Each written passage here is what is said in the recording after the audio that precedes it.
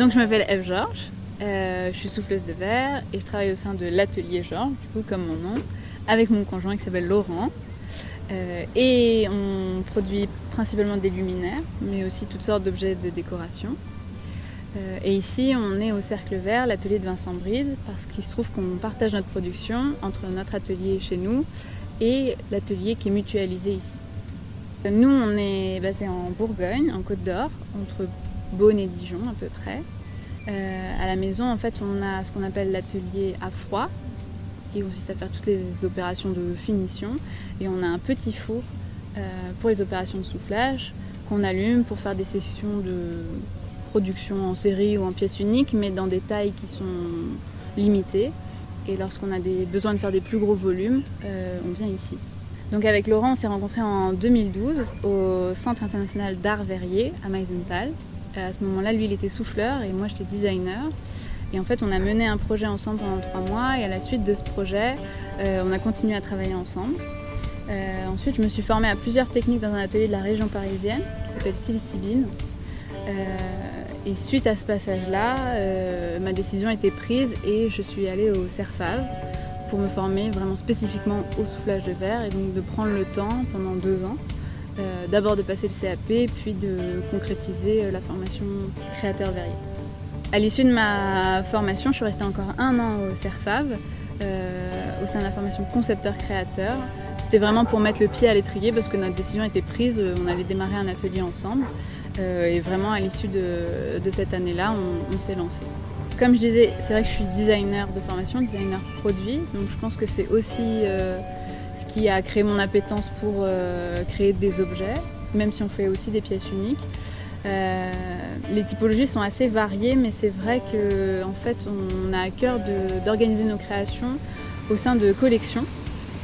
Et donc la création, en fait, elle se fait en général sur 1 an à peu près. Une collection, ça prend 1 an à mettre au point. Elles sont composées d'une dizaine, une quinzaine d'objets. Et je travaille vraiment sur un thème.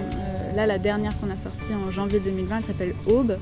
Et j'ai vraiment épluché les livres d'astronomie, regardé beaucoup d'images de l'eau sur Mars, des calottes glaciaires à la surface de planètes, etc.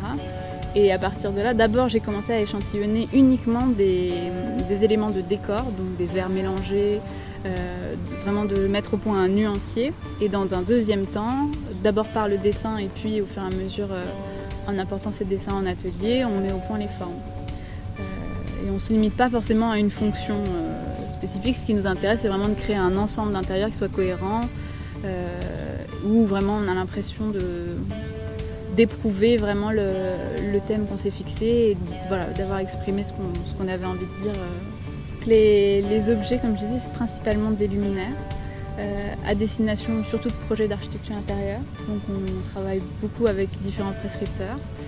On fait aussi des projets hôteliers, en sur-mesure ou en pièces qu'on appelle catalogue. Donc en fait les collections qu'on propose, c'est soit une porte d'entrée pour ensuite discuter de déclinaison, colorée, de taille, de forme, voilà. Mais on apporte toujours cette compétence de conception aussi en tant que créateur, ou alors vraiment des commandes de pièces issues de notre création première.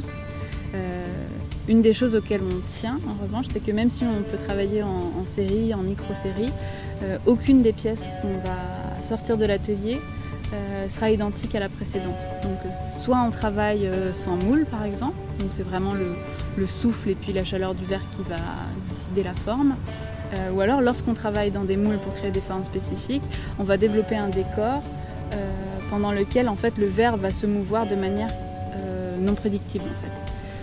Donc voilà, à chaque fois en fait on a des pièces uniques. Du fait de ma formation de designer industriel aussi, c'est vrai que je pense que j'ai développé une certaine fascination pour le multiple. Et le soufflage de verre, je trouve que c'est hyper intéressant parce qu'on est vraiment à la frange de cet entre-deux où on peut à la main produire de très grandes séries, des milliers de pièces en fait, mais on peut aussi fabriquer de la pièce unique.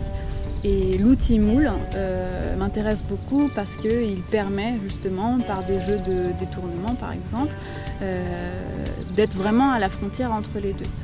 Donc c'est vrai que par le passé j'ai développé plusieurs modèles de moules. En fait, au lieu de développer les pièces, j'ai plutôt développé les moules pour avoir à chaque fois oui, des impressions changeantes et sortir vraiment de la standardisation, alors que c'est la première chose qu'on attend de ce type d'outil.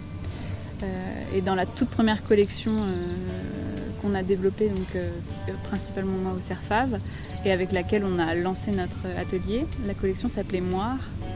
Et on a beaucoup travaillé sur les effets d'optique, donc c'est des moules spécifiques dans le soufflage de verre, qui ne confèrent pas une forme, mais qui confèrent uniquement un décor, peau en fait, comme une déformation uniquement de la surface du verre, qu'on pourra ensuite contraindre dans une infinité de formes en fait. Et ça c'est quelque chose qui m'intéresse beaucoup, le fait de voir un décor non pas comme un après, comme une touche finale, une peinture ou quelque chose, mais comme quelque chose qui vient quasiment avant la forme, ou en tout cas qui fait vraiment corps avec la forme des objets.